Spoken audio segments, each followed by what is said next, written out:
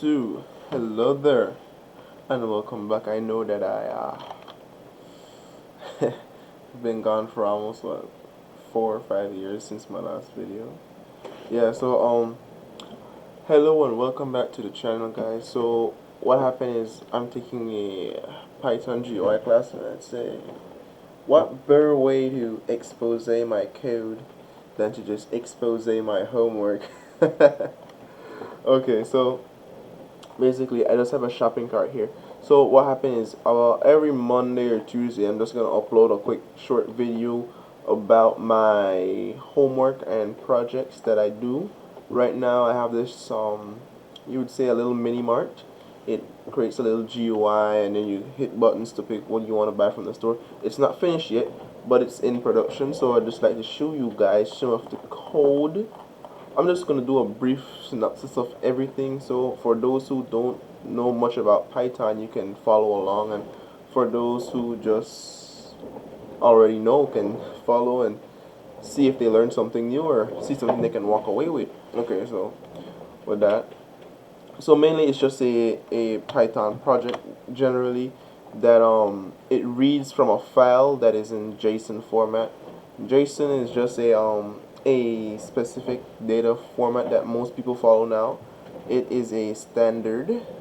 It doesn't have to be file. You could use SQL, SQLite. You can even store it in your own way, CSV, your own little style, your own flavor, whatever you want to call it.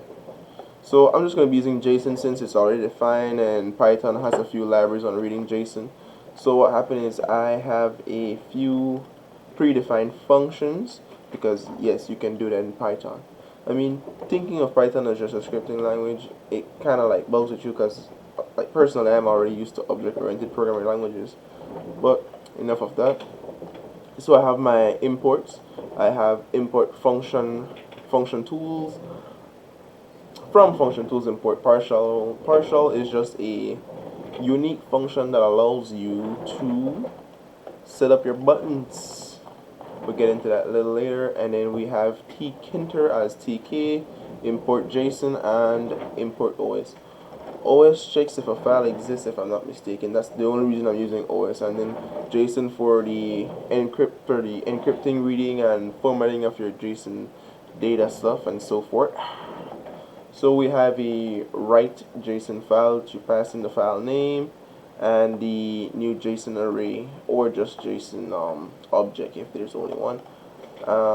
Then we have the read JSON file. So when the program first runs, then it will read from this nifty old file over here, which I didn't really finish naming the stuff in there, but I could do that later, I guess, so we can have a better variety of things in our little store. Aside from that, then we go on to the initial lines in the code, which start. Oh well, I did this comment that said global variable zeros, variables in the global scope. So after that, then we have read JSON. What the hell?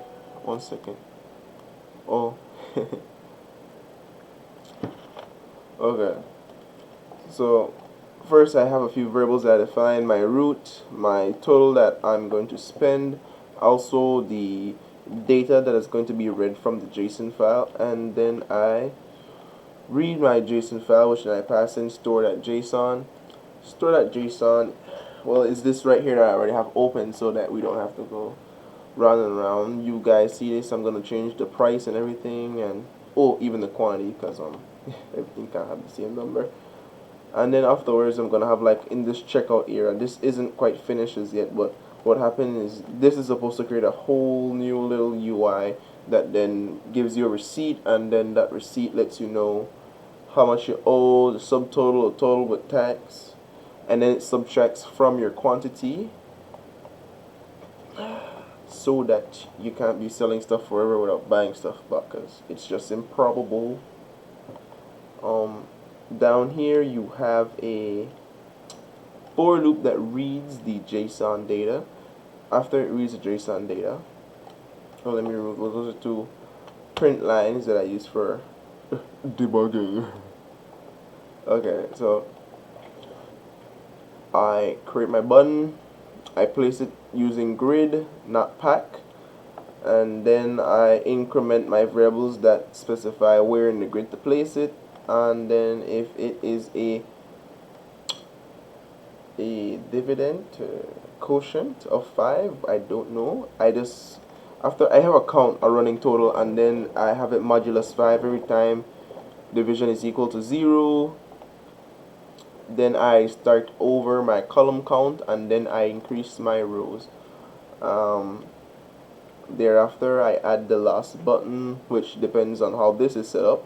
Sets a button called checked out at the bottom so that you can see your receipt, and then it then affects our inventory. Then after that, then I create a menu bar, add it to the root, and then this is just the code that creates us allows us to have our menu bar with 2 or 3 drop down menus. 2, yeah, just 2. And then I root main loop so that it can run forever and ever, unless someone's hating on my code. So if you can see, I have juice, ideal, crab cake, papaya cake, water, pulveron, banana bread, and then just bread and other stuff. The checkout isn't working like I said earlier. The little window will still be created, the little TK window, but it's gonna give me a error, as you can see. So that's what I have for now, and I will see you again next week, guys. Have a good one.